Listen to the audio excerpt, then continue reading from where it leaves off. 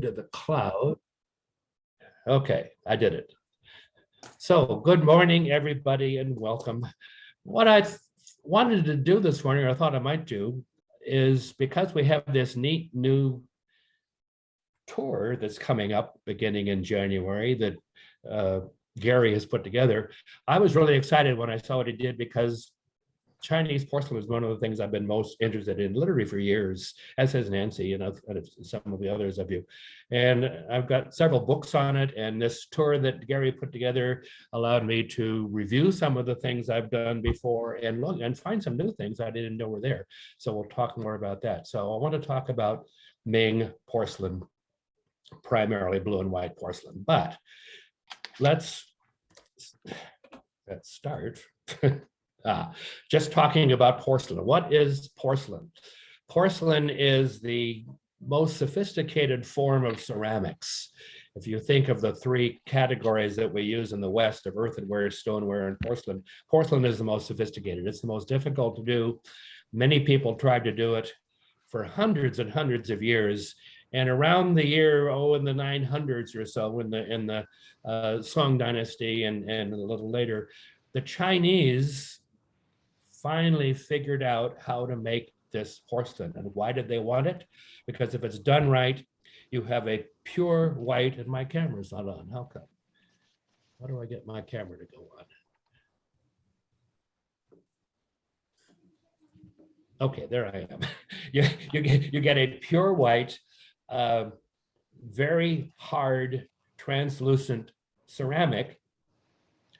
You know, if you look in your kitchen today, and the stuff we call china, obviously why we call it china, is probably in pretty good shape. Whereas you look at everyday dishes at stoneware, it's probably all chipped. At least that's the way it is in our kitchen. So the other stuff chips. Porcelain is very, very durable, very, very beautiful. And the Chinese, as I say, began to make it in the 900s. And the reason it's so difficult to make, there are a lot of reasons, but one of the reasons is the clay has to be a special kind of clay, and I'll talk more about that in a minute.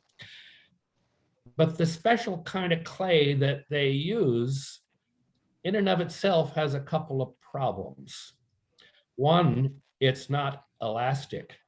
So it's kind of like bread dough. And if you try to mold a cup out of bread dough, you kind of get the idea of why it's so difficult to do. And if you could mold your cup out of bread dough, then to make it vitrify, which means everything fused together, you have to fire it at an extremely high temperature that even at first, without help, the Chinese couldn't do. So they discovered a recipe during the Song Dynasty that if you took this clay, and we call it kaolin, more on that in a minute, if you took the kaolin clay and added a second clay to it, it did two things. One, it made it elastic so you could shape it. And two, it somewhat lowered the temperature required to fire it. It was still very, very high. You still had to fire it at about 2,500 degrees Fahrenheit for many days.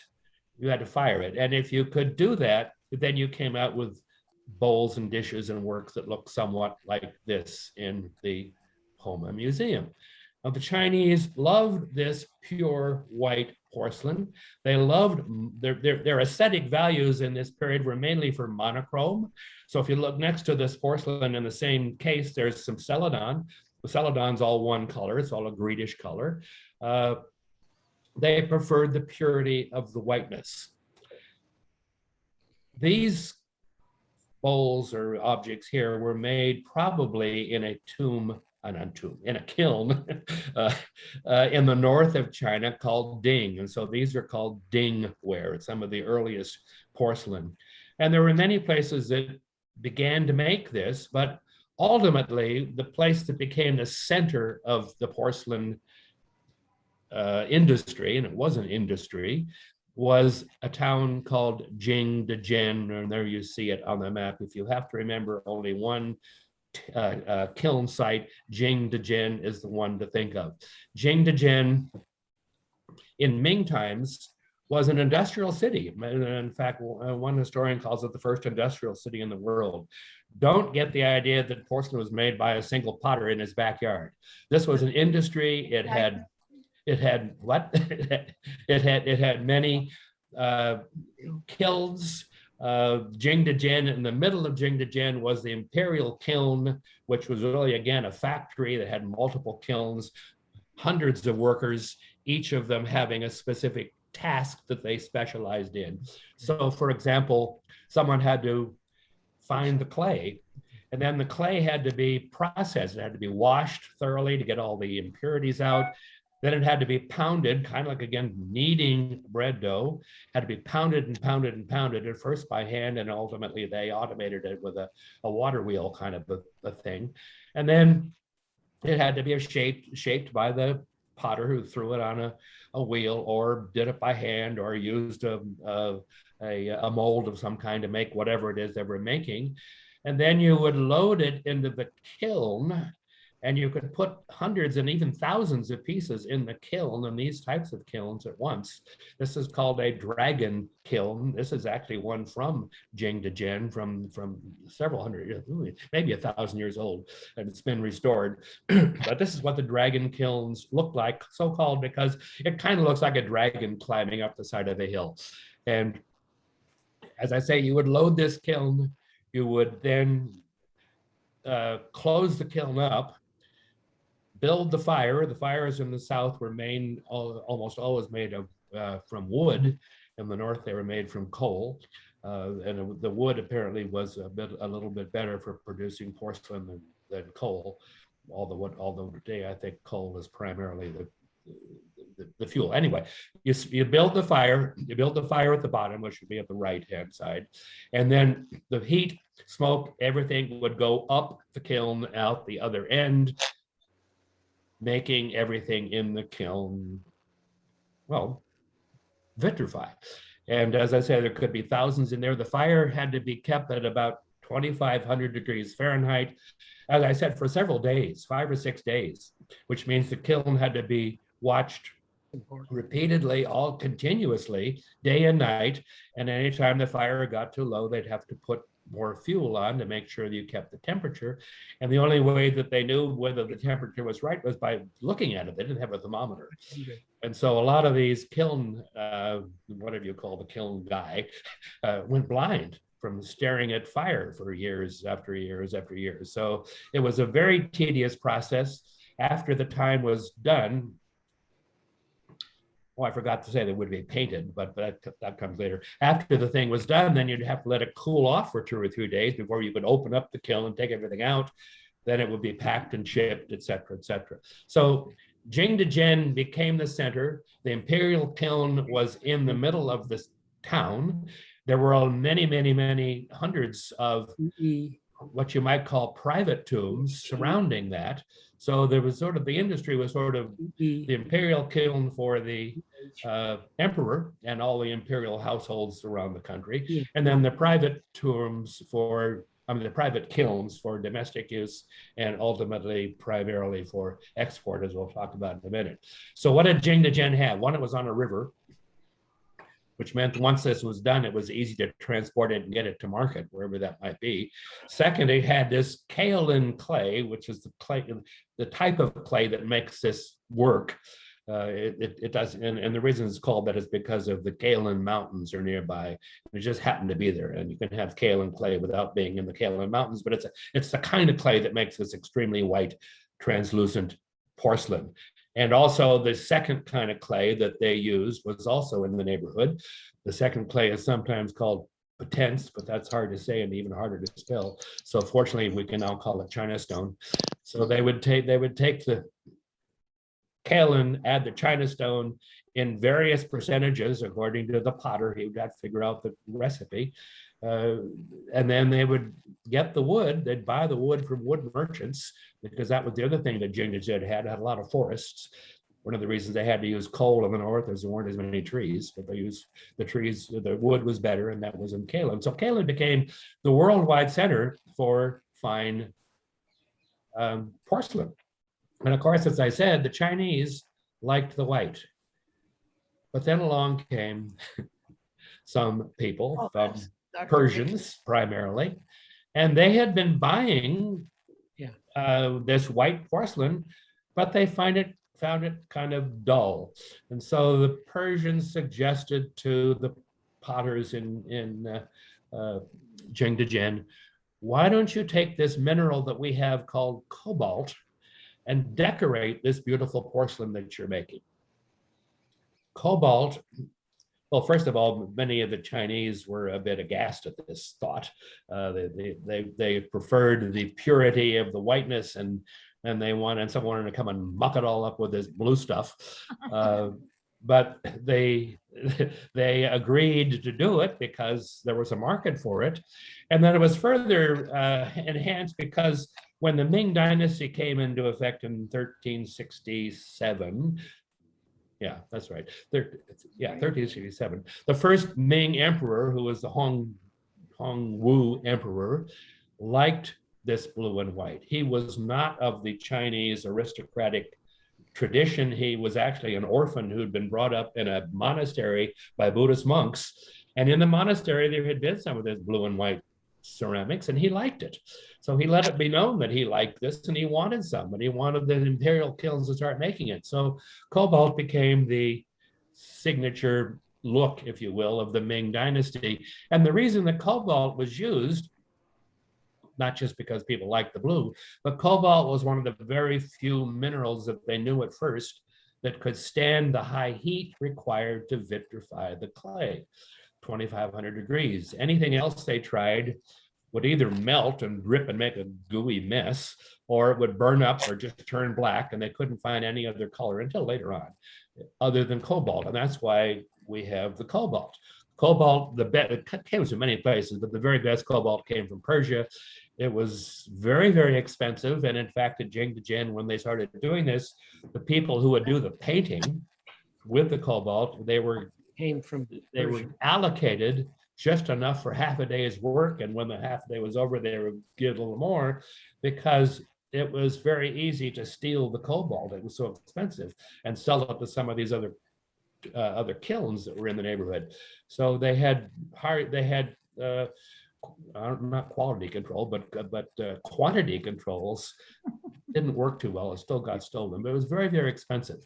And so the Jingdezhen potters began making cobalt, blue, and white porcelain, at first primarily for the Islamic market. And I'm pretty sure that this dish here was made for the Islamic market. And why do you think I say that? Anybody? Unmute yourself and give me a guess. Symmetrical have anything to do with it? The what? Symmetrical. Absolutely, it does. The aesthetics of the Persians, and maybe all Muslims, I don't know, was they loved symmetry. And when you go into the Islamic gallery, look around, when you look at that inkstand, when you look at the mihrab, when you look at the tile work, it's almost as if you took a photo of it, you could fold it in half and everything would mesh up. And that's exactly what happens on this plate. So symmetry is important in the Islamic aesthetics. I don't think it has any religious connotations, but if it does, if anyone knows of any, let me know. And also the vine work, the floral work, the vines. They like that kind of, I guess we'd call it arabesque design. And so the design is Islamic, the symmetry is Islamic, and the color of the cobalt, of course, is Islamic, and that's what they started doing in Jingdezhen. Contrast that to this one I had not paid any attention to before until Carrie put it in the tour, and it's great. It's a little tiny dish, and it shows, well, compare that with that, and you see many things. The Chinese, when they finally agreed they were going to use cobalt and make things blue, they at least were going to do it their way. And the Chinese loved iconography, they loved symbolism, they loved to tell stories with their porcelain. And here we have several symbols on this little dish that illustrate some of the things that the Chinese were trying to show. When you had a dinner party, I'm guessing, after dinner you would try to read the plate. You know, it would be a parlor party to try to figure out what people are trying to say. And if you look on this plate, what do you see? The bat. What is this thing? And this thing? And this thing? and this thing. Phoenix and dragon. Dragon and phoenix. There are two dragons. This is a dragon, and this is a dragon, but this is not a dragon, and this is not a dragon. Phoenix. Bat. Phoenix. These are bats. These are bats. Oh, Yeah. bats. They're Yes. bats. They're kind of Yeah. funny looking bats, but they're bats. Okay. And the bats were a very, very common motif on Chinese porcelain because bats represented blessings. The word for bat in Mandarin is fu, F-U. There's a totally different word, different character, but pronounced the same way. It's a homonym, also pronounced fu, that means blessing. So if I give you a bat, I'm saying, may you be blessed. And oftentimes, and I couldn't tell from this dish, oftentimes they would put 5 bats because there are 5 blessings: wealth, health, longevity, easy death, and desire for be good, or something like that. There are 5 blessings. So often bats are in pairs of 5. Whether there are 5 here or not, I couldn't really tell. And there are 2 dragons. Dragons, when there are 2 of them together, often can symbolize friendship or sometimes fertility. And so depending on who you're giving this to, if this is a present, you're really saying to this person, may you be blessed with friendship, may you be blessed with fertility, whatever. There's more than one way to interpret these things, but it's kind of a fun game to play. And that's what the Chinese love doing, as they did with this one. We all know the story, or the purported story of how the museum got it, but we won't go into that here because you already know it. But this, again, What? Oh, when you compare it, look at the difference. The one on the left, I'm arguing, and this is just a guess, it doesn't say it on the label. The one on the left, I'm arguing, is Islamic. The one on the right is Chinese. The one on the right is also, it's not symmetrical, but it's balanced. Maybe that's a distinction. Because you see around here 6 different flowers, and I might say that later on that the most common number was 8, because 8 is an auspicious number in Chinese. 6 is okay, but 8 is better. So usually you would have 8. Here there's 6, and each of them has a meaning. And so right in the middle, you've got loquats. Why loquats? What color are they? gold. They're gold. So, or almost gold. So loquats are a symbol for wealth. So this plate, because it's so large, was probably made for the emperor, or at least the imperial palace. Then they're hoping he would have a lot of money. And then around the outside, all these flowers, each of the flowers has a symbolic meaning. And I had a hard time figuring out what the flowers were. So don't take me too seriously on this, but if I identified the flowers correctly, here are some interpretations of what these flowers meant. Roses, because they bloom for a long time. Camellias, because they're one of the first things to come out. Lotus, of course, of purity in both Buddhism and Hinduism, et cetera, et cetera. So the Chinese decorated their porcelain with symbolic elements. Now, when we move from China, remember, from the very beginning, these elements were exported, and they were exported everywhere, particularly to the Islamic world, although this was made apparently for an Islamic person in the imperial household. It's a brush rest. And again, look at the symmetry, except for the Arabic in the middle, it's very symmetrical because this was Islamic taste. And as I say, look around this gallery and you'll find a lot of other symmetrical objects in it. This is in the Philippine gallery, and it's an example of export porcelain. Now, Marcia asked the other day, how do we know it's from China? Well, we don't know for sure, but it probably is from China for a variety of reasons. One, no one else hardly know how to make it. The Koreans learned from the Chinese how to do porcelain, and they had a pretty good porcelain industry too, but mostly for domestic purposes. They didn't export much. They were doing celadon, of course, which was their glory. And then the Japanese developed a porcelain industry in the 1590s. If you remember, the Japanese invaded Korea twice with disastrous results for both sides. And when the Japanese left the second time, they kidnapped an entire village of potters, took them back to Japan and set them up in Amari, down on the very southern tip of Japan, the main islands, and told them to start a Japanese porcelain industry, which they did. They found the proper clays.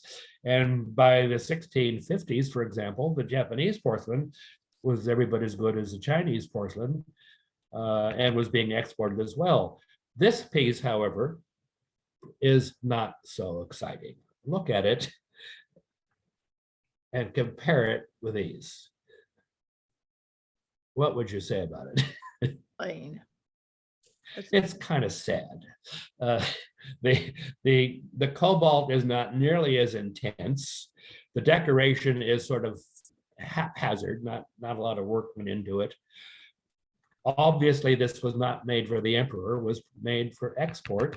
The cobalt either could have been an inferior kind of cobalt, and there was lots of other cobalt, it just wasn't quite as good, or it could have been watered down because it was very, very expensive. It was found in Manila because, and this is part of the globalization, for 250 years, every year a ship left, sometimes two ships, usually one ship, left Acapulco in New Spain, what we now know as Mexico, left Acapulco for Manila. And they were these ships were loaded with silver from Peru, just loaded with silver because everyone wanted the silver in Asia. So they took this silver to Manila because the Spanish were not allowed to go directly into China. So they took the silver to Manila, where there was a community of Chinese merchants who had things to sell. And so the ship brought silver, and then they loaded up with spices, they loaded up with silks, and they loaded up with porcelain. And so the fact that this particular not very exciting dish was found in Manila is not terribly surprising. Maybe it's one that didn't make it on the ship, I don't know. But so this is an example of the export trade that That's porcelain show in the engendered. museum, I think. What, Elizabeth, that you? Okay, now, everybody wanted blue and white porcelain in Europe, and the Europeans began exporting it. The first major cargo of porcelain that went into Europe was brought in by a Dutch ship that captured a Portuguese ship that was loaded with blue and white porcelain. And the Portuguese ship, the Portuguese word, the type of ship was called a caraca, I believe. And so the Dutch translated that to crack. So you sometimes see the term crack porcelain. It's these dishes like the ones on the right. And I guess I think by this time you've got 8 little compartments around the outside and a decoration in the middle. And the Europeans loved it. The Dutch were importing it. The Dutch were able to go into Japan for a long time, so they brought Japanese as well as Chinese. The English were importing it. The English were allowed to go to Guangzhou, as were others after a time, and load up with porcelain.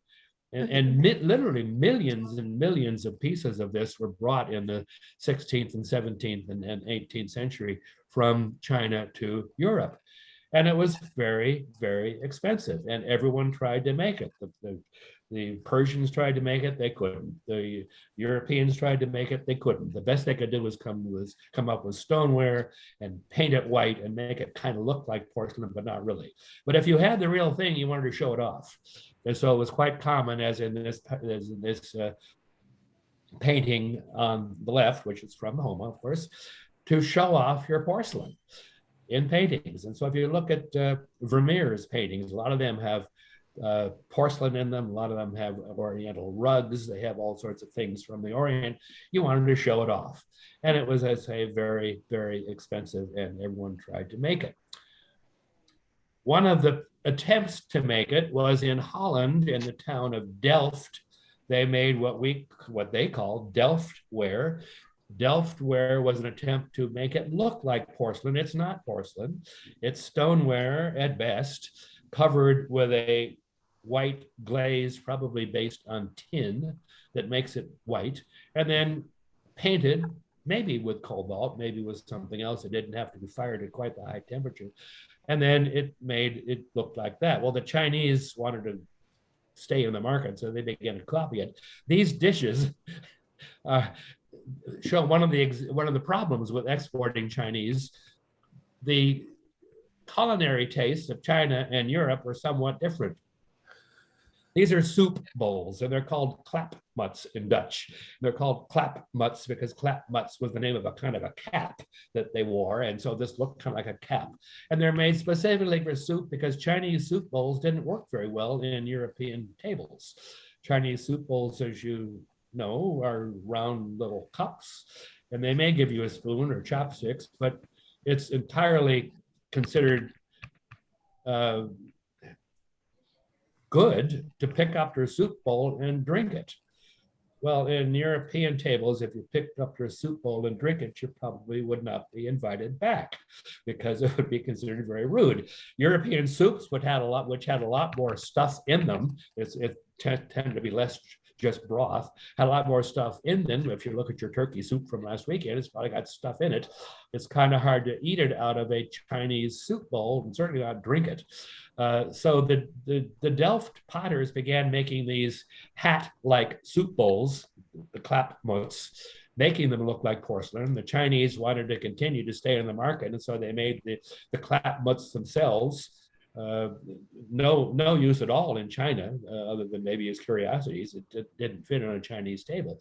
So that was one of the problems that they managed to overcome, and that's one of the ways that they tried to emulate but not copy Chinese porcelain. Well, finally, in 1708, Augustus the Strong, the elector, that is the ruler of Saxony in Germany, himself a collector, said he had 20,000 pieces of imported Chinese porcelain, was making him go broke. And he wanted to do something to make it domestically.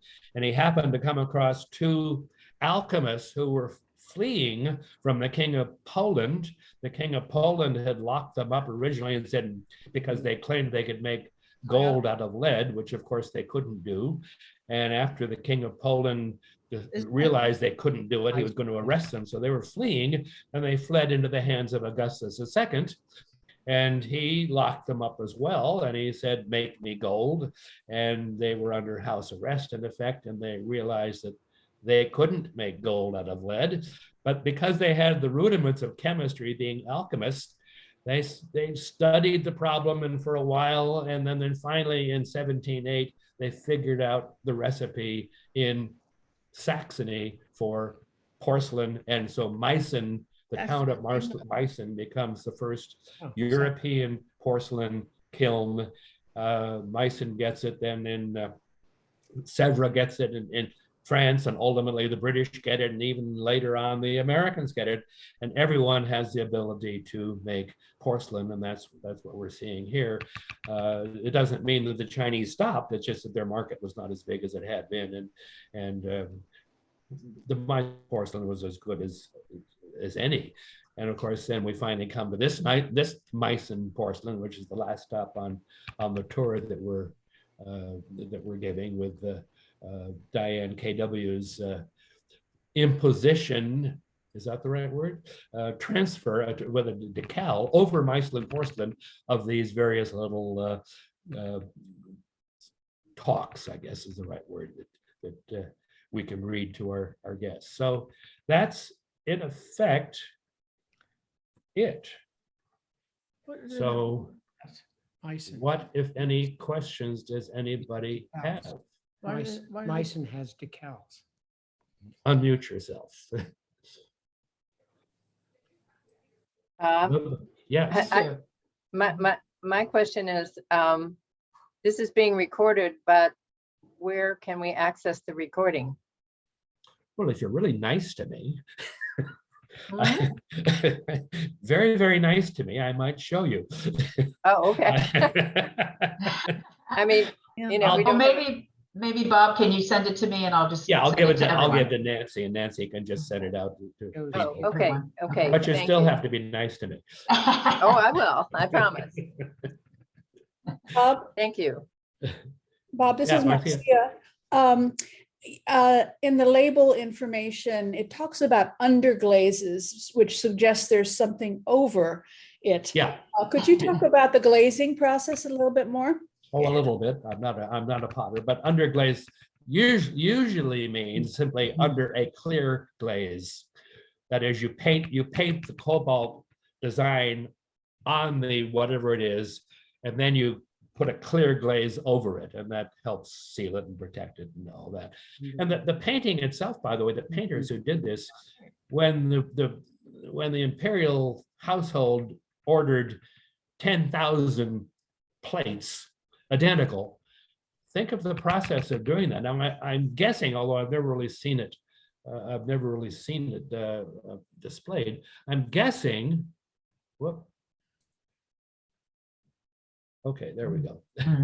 I'm guessing that they used a stencil of some kind for some of the plates anyway. It's kind of hard to stencil a vase, but you know, they would have many painters all painting maybe one piece of it, and then it would be passed on to the next person for the other piece of it. So there were literally hundreds of people involved in making this stuff. They also had, I think I read a jig to Jen, 33 workstations for people who made saggers. You know what a sagger is? A sagger is a clay box that you put the porcelain piece into, and then you put the box into the kiln, and the box would prevent ash and smoke and all these things from destroying the porcelain. And the saggers could only be used once or twice, and they had to make new ones. So you had people whose only job was to make, you know, you could say, gee, I'm working at Jing to Jim, but all I'm doing is making saggers. It's kind of sad when you never see them, and no one ever, you use them once and throw them away. So they had people doing that. They had people doing painting. They had the wood they bought from merchants, independent merchants, and the merchants could sell it. High price wood was shipped on a boat downstream. Low price wood was floated down the stream. So the low price wood would have been wet. You could dry it out and still a little bit wet. So you'd use the high price wood to start the fire, and then the low price wood to keep it going. And it was quite a complicated process. And if any of you want references to where you might want to go and learn more about this, Nancy has a couple of books, and I've got a couple of books and articles. We'll be happy to share them. Anything else? Jacqueline? Jacqueline. Yes, Bob, a couple questions. The Chinese began making porcelain in the Song Dynasty, right? Ming. Yes, Oh, Song. or at least Okay. something close to it. Okay, and Song Dynasty, sorry. Yeah. And the Korean and Japanese, they were making porcelain pretty early. Did they have the clay there? Were they had getting the it from clay. China? They had the clay. The Koreans were not doing it much before, say, maybe late 1300s, early 1400s. They had the clay. It's kaolin-like clay. And the Japanese did too, particularly near Arita. They found the clay. Okay. And there are various places around the world where you can find clay. You may need a different percentage of the clay that you mix with it, depending on a lot of things. So this was a science in itself, depending how much kaolin to use versus how much China stone to use, or whatever. Some of it depended on the humidity. And the whole industry shut down in the winter. You couldn't do this stuff in the winter. So from the 1st of November through the 1st of April or so, all these people were out of work. And there is, as I say, thousands of them who were involved in the porcelain industry in and around Jing to Jin. Yeah, I was kind of curious about the dragon kiln and what it Uh-huh. looked like. And there's some YouTubes. You just plug in the Yeah. town and porcelain, and it's fascinating. I Yeah, mean, it- this thing is huge. I mean, it's like a tunnel. well, and this one that I showed you is about 250 feet long, but it was not uncommon to have them at least 100 feet long. So Yeah. you could fire several thousand pieces, Mhm, which is why it took several days to load the kiln to get mhm. all that stuff in there, and then you could fire several thousand all at once. And they're using it still, right? Well, yeah, and when I was in Japan, which was what, 2 years ago, who knows, before COVID, but 3 years ago, one of the potters we went to, and I forget which town it was, he had a dragon kiln. It was only maybe Oh, 30 or 40 feet long, but he said he used it once a year because you got to take it apart sort of to empty it and build it back again the next time you use it. So yeah, they're still used. Okay. Fascinating. Thank you. thank you. Anything else? Virgie had her hand up. I don't know. Virgie had her hand up. Is she still there? Yeah, I was just curious. There's Virgie. Hello, Virgie. In today's world, Bob, who would you say are the greatest producers of porcelain? And is there devaluing of any of the countries, with one country valued more than the other? I read somewhere that Germany is the greatest producer today of porcelain. That's hard to say. When you say greatest, you mean in number or in value? I mean, certainly German porcelain is still very good, as is Chinese porcelain. The most expensive porcelain, of course, is old Chinese porcelain. The most expensive today is probably Ru ware, Ru, which is from the Song Dynasty. It's a kind of a celadon-like stoneware. There's only fewer than 100 pieces left in the world. And the last one I saw that went on the market, which was 3 or 4 years ago, sold for $37 million. Wow. So just for one piece. So I suppose you didn't buy it, did you? The museum might. The museum might, yeah. Thank you. Anyone else? Bob, how do you spell the word of the box? Sagar? Is it Sagar, Saggar, or is it ER? Sagar. I forget. Okay. It's either ER or AR. Okay, very good. And did you say when the Dutch ships landed in Japan and in Manila, did you say the Danish ships did also? Wait. The Dutch ships didn't go to Manila. I'm The sorry. Dutch ships- The Manila galleons from Acapulco to, I'm in the wrong place. They went from Acapulco to Manila, the Spanish. The Dutch went to Jakarta, which they called Batavia. That was the headquarters. The two biggest exporters, importers were the Dutch East India Company, called the VOC after the initial, and then the English East India Company, both of which were founded around the year 1600. And they're the ones that took by far the largest ultimately of Ming Dynasty. The Spanish took it to Mexico, and from Mexico, oh, did I tell you they took it back to Acapulco? From Acapulco, it was taken off the ship, transported across Mexico to Veracruz in the Gulf of Mexico, and then from Veracruz put on another ship and taken to Spain.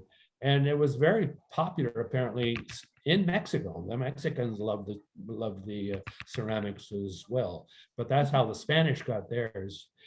And Joyce, what do you? Your hand is up. Yeah, the Okinawans were influenced by the Chinese in their pottery. And so in Okinawa, you have some of those dragon kind of kilns. Really? Yes, and maybe not as long, but they go from downhill, uphill. Well, they're a utilitarian kind of kiln. So it makes sense that people who want to fire a lot at one time would use it. As I said, I saw one in Japan. There's still some in China. I don't know where else. Okinawa. Yes. So Bob, how You're not Kent. no, I'm using a Zoom account. Anyway, this is Howie. How did the Chinese get the celadon color? The celadon color is another thing that they developed. Celadon is an iron oxide glaze over, generally over stoneware. Not, you could do it over porcelain, but why waste the porcelain with covering it all up? It's a iron oxide glaze that is fired in a reduction atmosphere. That is, you keep the air out of the firing chamber. And it's a bit difficult. It has to be at a relatively high temperature too. So it's a bit difficult too. And the Chinese, of course, showed the technique to the Koreans, or maybe the Koreans stole it with industrial espionage, who knows? But the Koreans then took it to the next level, and the height of the Korean ceramics industry was their celadon. Does that make sense? Thank you. Yeah, I was just going to mention, in terms of the wood-fired kilns, there are contemporary potters that use them. Some are in the dragon style, but some not. And so you can experience a wood-fired kiln experience. It's quite an experience. It's intensely social, because you have to keep the fire constant, and you have to be looking, as you said, you have to look in there to see, but you can get special effects in wood-fired, that you can't get other ways. So you can experience it. You just find a contemporary potter who uses it, and it's worthwhile, because it's, of course, it's an all-night experience, and you get very close to the people because you're all doing this thing together. So it's quite a wonderful experience to experience it. Well, as I understand it, not being a chemical engineer, the chemical process that takes place in a wood-fired kiln is somewhat different from the chemical process that takes place in a coal-fired or electric-fired kiln, for that matter. And I don't quite know what it is, but they used to say that the best porcelain was done from a wood-fired kiln because the coal-fired kiln didn't make it quite as translucent. Although I think today everything in China is coal-fired. I don't know that there's much. They denuded the forests all around Jingdezhen over the centuries by chopping down all the trees to make to fire the kilns. Anyone else? Interesting. Yeah. You all have Thank you. Last Thank quick you. thing, Interesting. Bob. Lynn? So several years ago, Lizzie did the White Road, the book by the ceramicist Edmund Duval, and in the book club presentation, we showed some video from Jingdezhen. So I'm sure there's a bunch on YouTube. You can see their current production. It's kind of something to see. I can find the links, but I'm sure if you just go to YouTube and look for the Jingdezhen current, factory. Or you could go to Jingdezhen. It's still there, and they're still making. I haven't been, but I have friends who have been there, and it's still one of the centers of porcelain making in the world. Yeah. Looks like an experience for sure. Yeah. Okay. Well, I thank you. Thank all you. Thank you, Bob. That was wonderful. Thank you, Bob. Really, Yeah. clarified a lot. Thank you, Bob. I will send